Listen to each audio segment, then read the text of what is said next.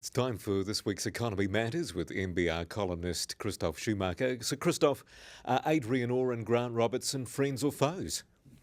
Well, good question. Given the recent statements made by Adrian Orr after the OCR announcement, it seems like they are not just friends but best buddies. If we look at the setup between government and an independent reserve bank, maybe there should be something slightly less than that. In what ways are they friends right now?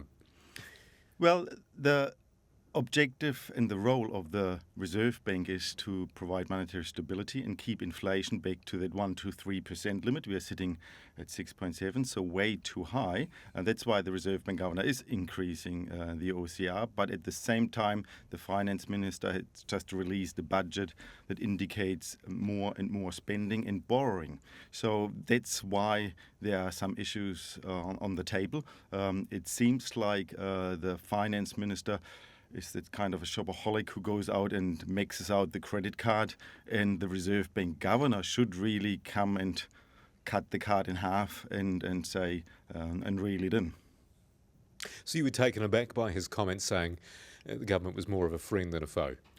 Absolutely, because countries all around the world have created independent reserve banks to ensure that they are the gatekeeper of monetary policy, that they keep an eye on government spending. So when the finance minister increases expenditure and borrowing by about 20 billion and asks the Reserve Bank to issue or buy bonds, then you would actually think that they should be kind of foes, and Adrian Orr would be shocked rather than come out and say, all good, this won't impact on inflation.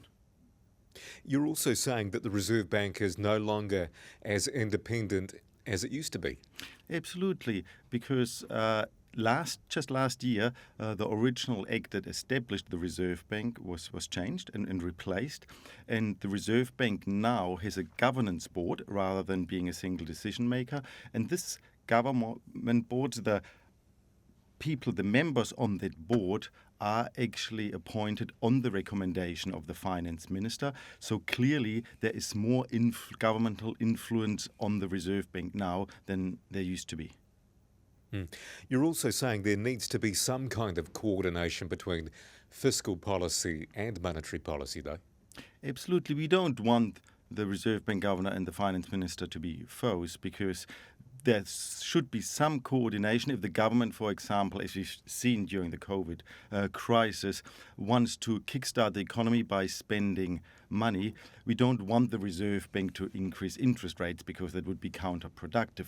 And at the same time, if the Reserve Bank believes it needs to increase the money supply, then we don't want government to increase taxes. Again, would be counterproductive. So there should be some form of coordination to make sure the well-being of the economy is there and looked after.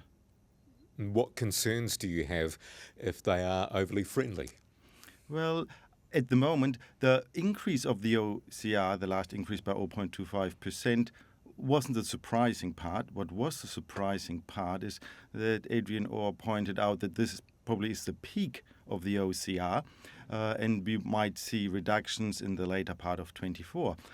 And that 5.5% was sort of that magic number initially on the table a year or so ago. But things have changed. We've had a cyclone that has damaged the economy, that has put inflationary pressure on prices.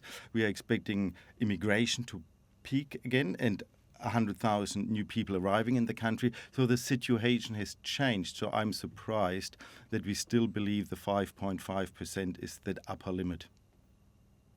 Christoph Schumacher, thanks for your time. Most welcome.